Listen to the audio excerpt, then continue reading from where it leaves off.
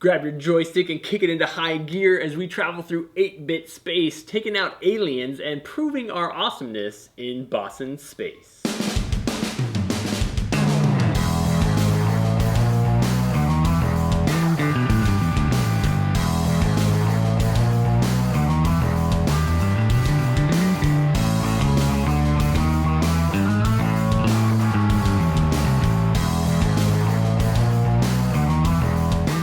Hey guys, and thanks for joining us here at Tantrum House Studio 3. I'm Will Meadows. And I'm Sara Meadows, and today we're previewing the game Bossin Space from Time Slug Studios. It's a 1 to 4 player cooperative programming game. It takes about 40 minutes to play. Time Slug sent us a prototype copy of the game. Let's take a look at how it's played.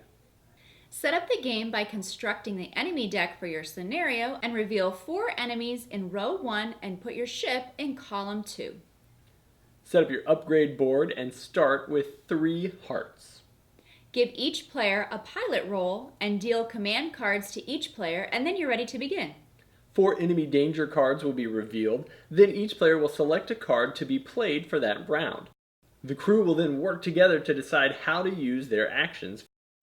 You will then resolve the cards column by column, taking your ship's action and then allowing the aliens to take theirs.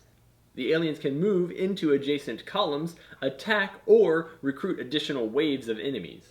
Play continues, and each player will take turns being the captain, who will ultimately make the final decisions on the actions and offer a specific skill like gaining extra XP, reducing the engine heat, or changing the ship's directions. As enemies are defeated, the ship can be upgraded, which you'll need in order to face the final boss. If the crew can work together to maneuver their ship and defeat the final boss, they win. Bossin Space has got a great nostalgic feel to it as you'll be blasting some space invading aliens and taking them down. The artwork for the game is probably the most standout piece for me. I think they did a really fantastic job of creating something that felt incredibly retro and 8-bit while still being very modern and sharp and just enjoyable to look at.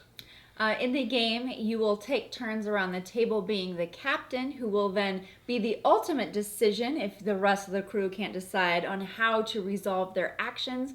And the better you resolve those actions and counteract what the aliens are doing and taking them out will allow you to upgrade your ship to become more powerful by the end of the game so that you can defeat the boss. The upgrading system in the game is pretty slick. As you take hit points for those aliens, you'll get to remove those cubes and put them in lower places and upgrade your ship and allow yourself more health and more powerful missiles, which you will definitely need as you're taking down those aliens.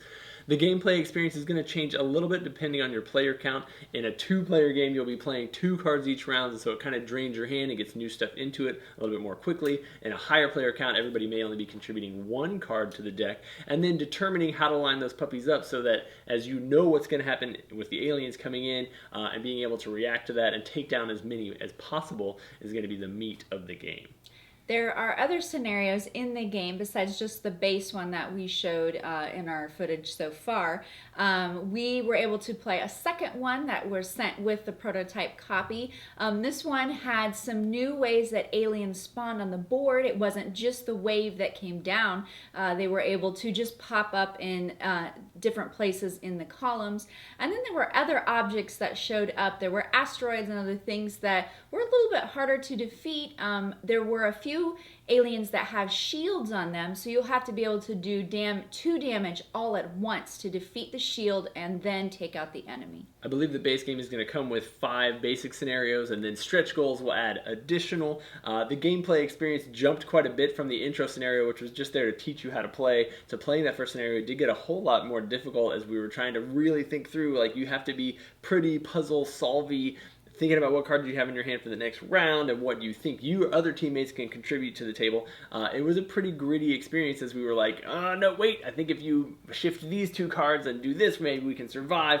And so very highly cooperative in the talking it out, and then ultimately having one player who's responsible for figuring out the plan will kind of keep your alpha game co-op action to a minimum, which is nice. Yeah, when you are getting ready to determine which card to play, you're not allowed to tell the other players what's in your hand or what you've played for the round. And so if you mess up, it's kind of unknown because the other players don't know who played what card. You shuffle those before revealing them. But it does make you think, is anybody else going to play some movement? Sometimes the movement gets out of hand and you aren't allowed to loop around to the other side of the board. It's just the two sides. And so you do have to be careful on movement to not play those out of turn. But then we've had some games where we use too many of the action cards to attack the enemies, and then we're left with just movement in your hand, and then they attack you and you can't do anything about it. Yep, definitely. Saving some of those more important cards, more powerful cards for later in the game is definitely an important thing, and you will kind of build some strategy as you play the game, which is cool. And learning to communicate without saying too much information is also helpful in the game. Pretty cool experience. If you're interested in Bossin Space, check it out on Kickstarter right now. See what kind of stretch goals they've got in there, because I'm sure they'll be adding some cool stuff to it. And then, as always, thanks so much for watching our videos and subscribing to Tantrum House. We'll see you guys next week.